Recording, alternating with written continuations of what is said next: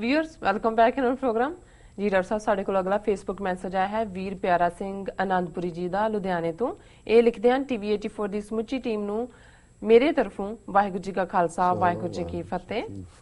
मैं धन्नवादी हाँ डॉक्टर अमरजीत सिंह जी का जिन्हों ने मेरे वालों दोहराए गए सवाल नू बहुत गहराई नाल समझाया, जिस नू सुनन नाल जानकारी विच होर भी वाधा होया कि सिख विरोधी ताकतां कित्थों तक पहुंच रखदियां हन। मैं आस करदा हां कि गुरु जी की कृपा सदका कौम पूरे इम्तिहानां विचों सुरखरू होकर निकलेगी अते अपने सिद्धांत नू हर हालत विच कायम रखेगी और एक दिन अपना देश प्राप्त करके रहेगी और आप सब दी मेहनत ते सेवा नू सतगुरु जी सफल करनगे। मैं दोबारा आप सब जी दा बहुत बहुत धन्नवादी हाँ। गुरु जी आप सब ते कृपा करन और कौम दी सेवा करते रहो जी। वाहिगुरू जी का खालसा वाहिगुरू जी की फतेह जी। डॉक्टर साहब वीर प्यारा सिंह आनंदपुरी जी का बहुत बहुत शुक्रिया, उन्होंने सानू लुधियाने तो दोबारा लिखे जी। उन्होंने साडी एक्सप्लेनेशन चंगी लगी, सानू खुशी है और माण भी महसूस होंदा जी। और उन्होंने बिल्कुल ठीक किया कि सतगुरु हिम्मत देन पंथ सिद्धांत नू कायम रखते हैं उस धरती ते फतेह याबी दे झंडे गड्ढे और उहदे लई इस किस्म दे वीर भैणां जिहड़े पंथ नाल गुरु नाल जुड़े हुए ने उन्हां दे सहयोग दे असीं तलबगार है और वो जिथे भी रहिंदे ने जिस तरीके नाल भी कौमी घर दे इस प्रोजेक्ट दे विच अपना योगदान पा सकते हैं वो जरूर एफर्ट करन जी। डॉक्टर बिल्कुल साडे को अगला फेसबुक मैसेज आया है वीर कुलदीप सिंह जी का कैलगरी कनेडा तो ये लिखते हैं कुछ होर कोख ਕਰਨ ਅਤੇ ਉਸ ਪਰਿਵਾਰ ਨਾਲ ਗੱਲ ਕਰਨ ਤੋਂ ਬਾਅਦ ਇਹ ਗੱਲ ਸਾਹਮਣੇ ਆਈ ਹੈ ਕਿ ਉਸ ਪਰਿਵਾਰ ਦਾ ਛੋਟਾ ਬੇਟਾ 23 ਸਾਲਾਂ ਅਮਰਿੰਦਰ ਸਿੰਘ ਅਕਾਲ ਚਲਾਣਾ ਕਰ ਗਿਆ ਹੈ। ਮੈਂ ਤੁਹਾਨੂੰ ਗਲਤ ਨਾਮ ਦੱਸਣ ਲਈ ਮਾਫੀ ਚਾਹੁੰਦਾ ਹਾਂ। ਇਸ ਗੜਬੜੀ ਲਈ ਮੈਂ ਜ਼ਿੰਮੇਵਾਰੀ ਲੈਂਦਾ ਹਾਂ ਅਤੇ ਫਿਰ ਮਾਫੀ ਚਾਹੁੰਦਾ ਹਾਂ।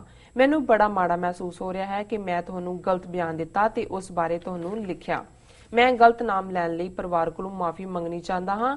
ਮੈਂ ਆਪਣੇ ਤੌਰ ਤੇ ਸਿਮਰਨਤ ਸਿੰਘ ਦੀ ਸਿਹਤਯਾਬੀ ਲਈ ਵਾਹਿਗੁਰੂ ਅੱਗੇ ਅਰਦਾਸ ਕਰਦਾ ਹਾਂ ਤੇ ਉਹਨਾਂ ਦੇ ਛੋਟੇ ਬੇਟੇ ਦੇ ਗੁਜ਼ਰਨ ਤੇ ਦੁੱਖ ਦਾ ਪ੍ਰਗਟਾਵਾ ਕਰਦਾ ਹਾਂ ਤੇ ਆਪਣੀ ਗਲਤੀ ਦੀ ਦੁਬਾਰਾ ਮਾਫੀ ਮੰਗਦਾ ਹਾਂ।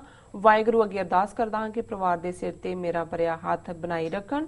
ਵਾਹਿਗੁਰੂ ਜੀ ਕਾ ਖਾਲਸਾ ਵਾਹਿਗੁਰੂ ਜੀ ਕੀ ਫਤਿਹ ਜੀ। ਡਾਕਟਰ ਸਾਹਿਬ देखो मैनू भी इस गल का अफसोस है, असी हालांकि हर खबर नू डबल चैक करते हैं पर ये सानू इन्नी फ्रीकुएंसी नाल लिखते हैं और उन्होंने जिस किस्म का संबंधों का उन्होंने जोड़ा वो लिखा असी बिना चैक किए इस खबर नू क्योंकि उन्होंने शाम नू ईमेल सी और रात असी उन्होंने पहली पहल दे विच पढ़िया जी।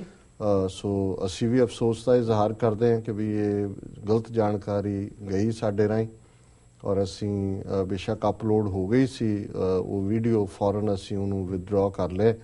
सो हुण जिहड़ी कल दी वीडियो है उहदे 4 सैगमेंट नहीं ने 3 सैगमेंट ने। एक क्योंकि असी भैन जी अमरजीत कौर उन्हां दे परिवार दी जिहड़ी कंट्रीब्यूशन है पंथक सफ़ां दे विच उस नूं रैकगनाइज कीता सी जी। सो असी फिर भी जिहड़ा उन्हां दा 23 साला बेटा अमरिंदर सिंह जिन्हां ने दी चढ़ाई की खबर इन्होंने कही है उस दे उत्ते अफसोस का इजहार करते हैं। सतगुरु रहमत करन बच्चे नूं अपने बच्चे की रूह नूं अपने चरणों च निवास देन जी।